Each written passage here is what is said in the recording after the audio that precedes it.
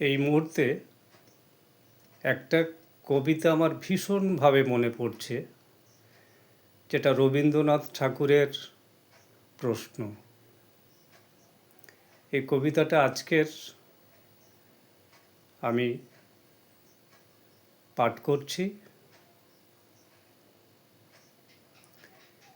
ভগবান তুমি যুগে যুগে দূত পাঠায়েছ বারে বারে দয়াহীন সংসারে। তারা বলে গেল ক্ষমা করো সবে, বলে গেল ভালোবাসো, অন্তর হতে বিদ্বেষ বিষ নাশো। বরণীয় যারা স্মরণীয় তারা, তবুও বাহির দ্বারে আজি দুর্দিনে ফিরানু তাদের ব্যর্থ নমস্কারে। আমি যে দেখেছি গোপন হিংসা, কপট রাত্রি ছায়ে হেনেছে নিঃস্ব হয়ে।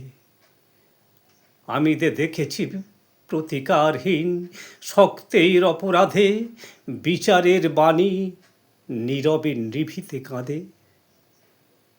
আমি যে দেখিনু তরুণ বালক উন্মাদ হয়ে ছোটে, কি যন্ত্রণায় মরেছে পাথরে নিষ্ফল মাথা কুটে।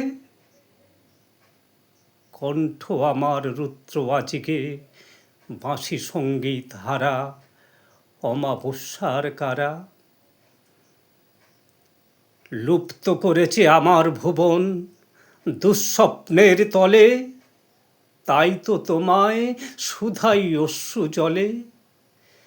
যাহারা তোমার বিষায়েছে বায়ু নিভায়েছে তব আলো, তুমি কি তাদের ক্ষমা করিয়াছ? তুমি কি বেসেছ ভালো?